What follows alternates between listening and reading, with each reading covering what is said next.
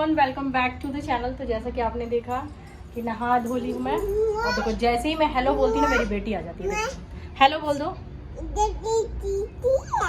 टीकी है।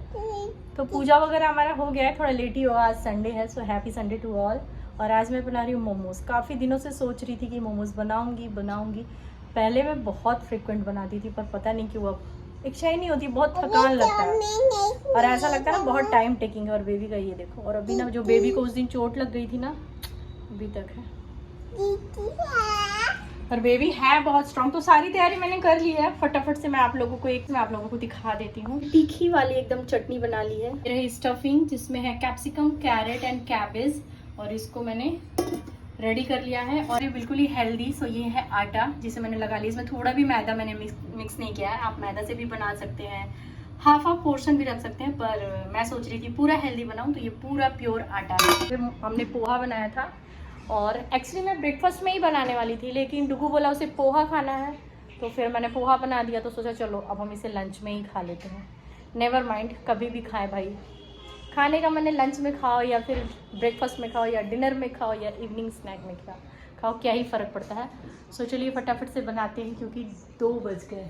जी हाँ, संडे को लेट हो ही जाता है। और डुगो, आर यू एक्साइटेड? यस। बहुत दिनों बाद बना रही हूँ तो एक्साइटेड होंगे। चलिए बनाते हैं। पता है इतनी सारी कुकिंग मैं करती हूँ, इतनी सारी चीज़ें बनाती हूँ, बट आई डोंट नो कि क्या हो चुका है मोमोज के साथ। मोमोज के नाम से ही ना मुझे बड़ी थकान सी लगती है। मैं बाल को ना टाई कर लेती हूँ, कुकिंग के समय बाल को बांध लेना अच्छा होता है, तो मैं बाल को बांध लेती हूँ। डुगू एक रबड़ दो ना बेटा। हाँ ये दे रहे हो, बेबी वाला ही दे देती हूँ। पहले स्टीम होने के लिए कढ़ाई चढ़ा देती हूँ।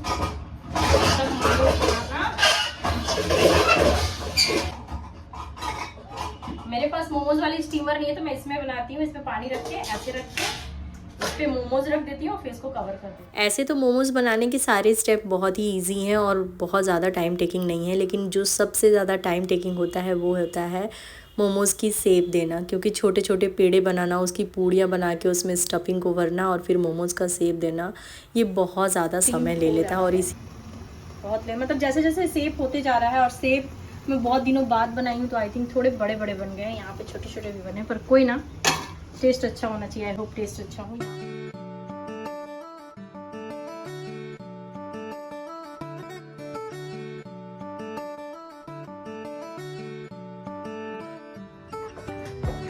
वो रेड चटनी नहीं खाता, वो मेयोनीज के साथ खाता है, तो मेयोनीज दे दी हूँ।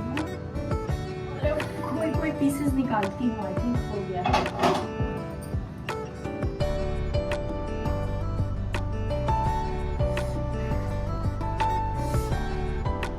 सेब के हैं, तो ये इतने सारे बन गए हैं, और ये थोड़े थोड़े बड़े हैं, पर कोई ना, तो डुगू के पास ले चलते हैं, देखते हैं डुगू को कैसा लगता है। आप भी एक बार टेस्ट करो ना डुगू के साथ। It's too hot, no problem.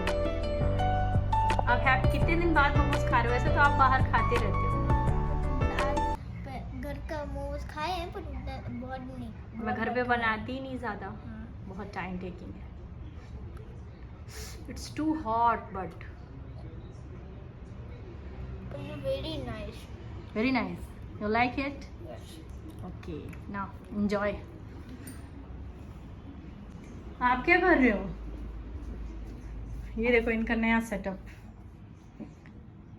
यहीं पे लाई होंगी आपके लिए। क्या? अच्छा, मेरे को लगा आप बोले मैं नहीं खाऊंगा। और प्लीज़ इस घर को इग्नोर करिए, ऐसे ही आजकल रहता है, बहुत मेहनत करना है। तो मैं एक साइड पे शेप देती जा रही थी, और जैसे जैसे ये शेप बनता जा रहा था मैं स्टीमर में लगाती जा रही थी, ताकि जल्दी जल्दी हो जाए।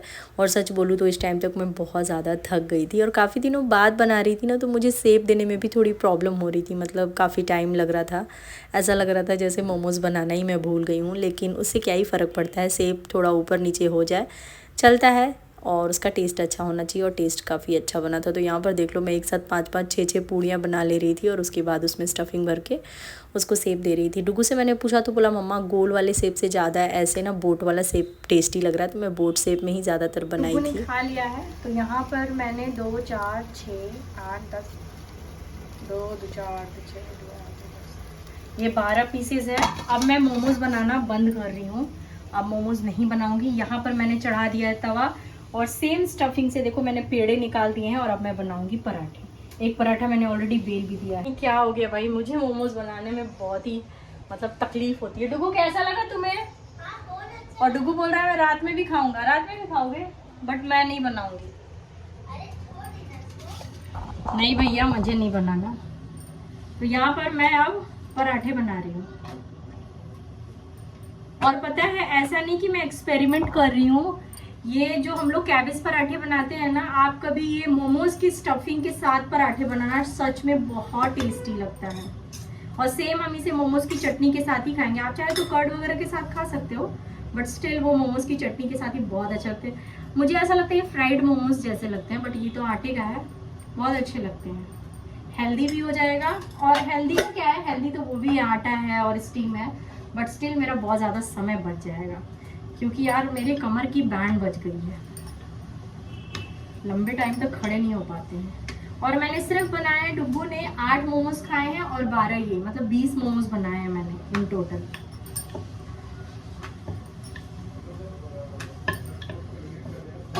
चलिए मैं बना लेती हूँ। सिंपल जैसे नॉर्मल पराठे बनाते हैं वैसे इसको बना लिया है। वहाँ पे देखिए ये पराठे हमारे बन गए हैं। हस्बैंड के लिए प्लेटिंग कर दी है। एकदम हेल्दी वाले मोमोज, इसे विदाउट गिल्ट खाया जा सकता है, ये इतना हेल्दी है। का अगेन कोई इंपॉर्टेंट कॉल चल रहा है तो मैं उनको डिस्टर्ब नहीं करती हूँ, कैमरा नहीं लेके जाती हूँ और उनको देकर आती हूँ और मैं आप लोगों को बताऊंगी टेस्ट करके कि कैसा बना है। ये रही मेरी थाली। मैंने 3 मोमोज लिए हैं, 2 बेबी के लिए रख दिया है क्योंकि पराठा भी ली हूँ। चलिए खाते हैं और टेस्ट करके बताते हैं।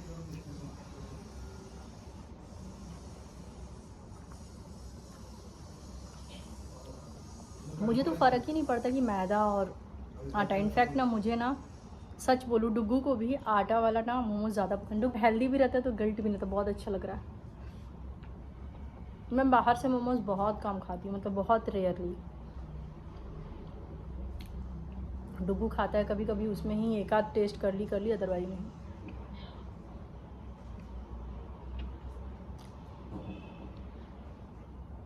ये पराठा ना सच में बहुत अच्छा बनता है, आप कभी बना के देखना और उसे स्पेशली ना मोमोज़ की चटनी के साथ ही खाना। चलिए मैं खा लेती हूँ और उसके बाद आप लोगों से मिलती हूँ। हम लोग छत पे आए और जैसे ही छत पे आए तो बारिश स्टार्ट। Very good. और भैया पुशअप्स कैसे मारता है? बारिश हो रही है, देखो कितना क्लाउड है।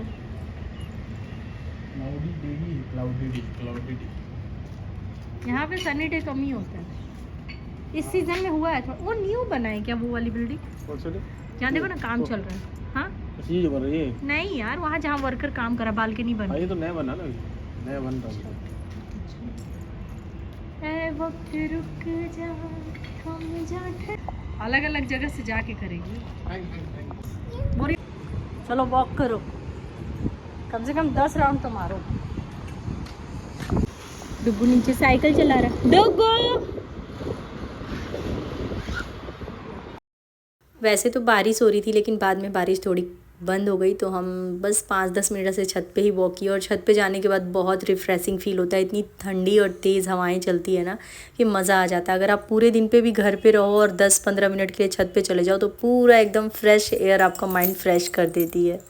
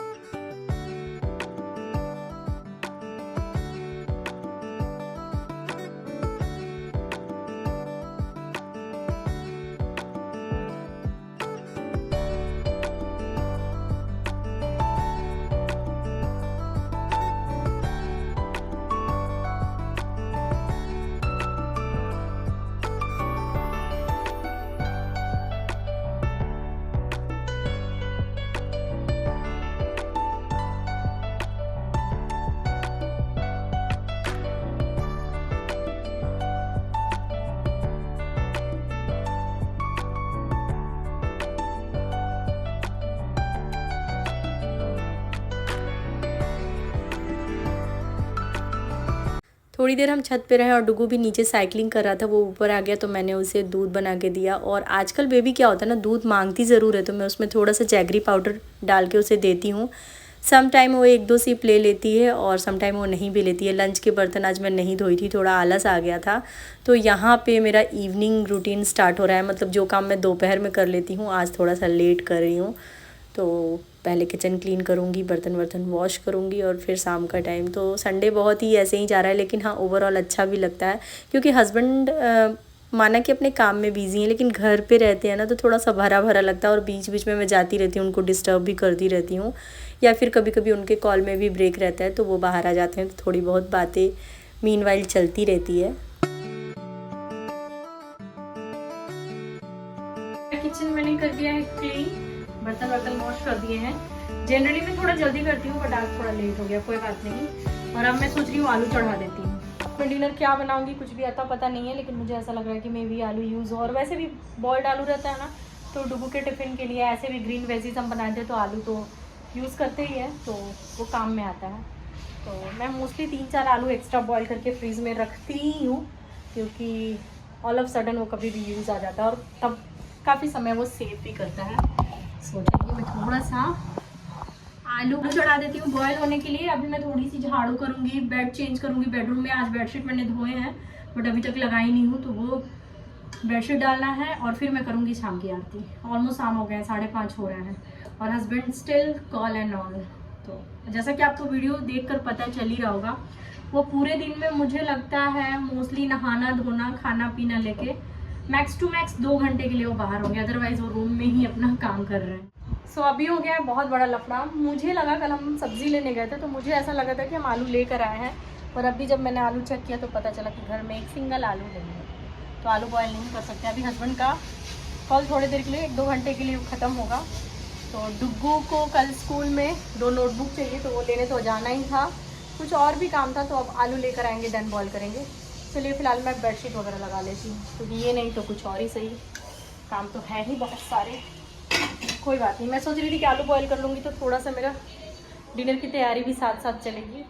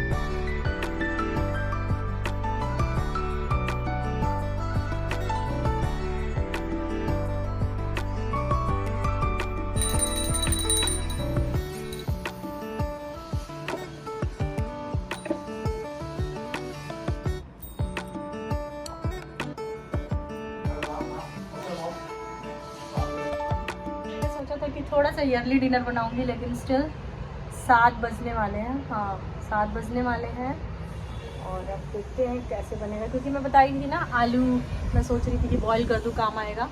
तो देखते हैं क्या बनाएंगे। हस्बैंड बोल रहे हैं वो दलिया खाएंगे, तो उनके लिए दलिया बनाऊंगी, खुद के लिए भी दलिया बना दूँगी। डुगू नहीं खाएगा तो डुगू के लिए रोटी बनाऊँगी। और कितनी ठंडी हवाएँ चल रही है यार, क्या ही बोलूँ, तो मस्त मस्त हवाएँ चल रही है।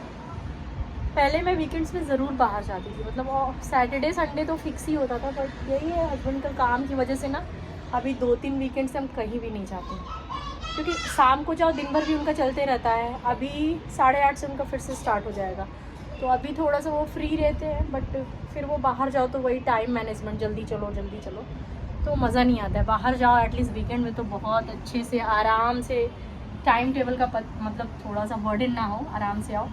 तो इस वजह से आजकल नहीं जाते हैं। और ना एक बार मैं आपको बैक कैमरा से दिखाती हूँ ना कि अभी स्काई कितना खूबसूरत लग रहा है। अभी पूरी तरह से अंधेरा नहीं हुआ है, मतलब ऑलमोस्ट हो ही गया है। और ये है हमारा फ्रंट। बहुत बारी वीडियो में मैं दिखाई हूँ, बट फिर भी पता नहीं क्यों मैं दिखा रही हूँ, बहुत अच्छा लग रहा है इसलिए। मुझे नए तुलसी लेकर आनी है। सैटरडे को हस्बैंड को टाइम नहीं मिला, संडे को बोलते तुलसी लेते नहीं है, तो मुझे ये पॉट, क्योंकि एक दिन ना हवा आंधी से ना ये नीचे गिर गया था। तो ऐसा है कुछ नज़ारा। फिर में आज सच हमने कुछ भी ना बाहर के कुछ स्पेशल नहीं किया, पर हाँ फैमिली के साथ टाइम क्या बोलूँ, हाँ हस्बैंड घर पे होते फिर भी ऐसा फील होता है कि चलो घर पे ही है। वो बात अलग है कि वो कमरे में बंद रहते हैं, बट कोई ना, ये भी एक फेज़ है, निकल जाएगा। पता नहीं क्यों ना आजकल मुझे ऐसा हो गया ना कि मैं जूड़ा बनाती हूँ ना, मुझे ना फिर भी दर्द होता है। पोनी बनाती हूँ तो भी ऐसा लगता है कि मैं हेयर खोल के ही रखूँ। इसलिए भी मुझे लगता है ना कि मैं हेयर की लेंथ को कम करा लूँ, क्योंकि छोटा रहेगा तो एटलीस्ट ओपन करके मैनेज कर सकते हैं, पर इतने लंबे हेयर को मैनेज करना बिल्कुल भी पॉसिबल नहीं है। तो देखते हैं कब तक कराते हैं। वैसे मैंने सोचा है ना कि अगर मैं कहीं घूमने जाती हूँ या कुछ भी स्पेशल होता है, या फिर किसी दिन मेरा मूड सनक गया, तो मैं उस दिन अपने हेयर को एकदम छोटे करा लूँगी। मतलब बहुत छोटे नहीं, बट फिर भी इतने करा लूँगी कि मतलब मैं मैनेज कर पाऊँ। और थोड़ा सा मैं अपना लुक भी चेंज करना चाहती हूँ, बट देखते हैं करते हैं कि नहीं, ऐसा ना हो सिर्फ बोलते ही रहे। चलिए फिलहाल इस वीडियो में यही कैन करेंगे और आपसे मिलेंगे नेक्स्ट वीडियो में। तब तक के लिए thanks for watching, take care, bye bye.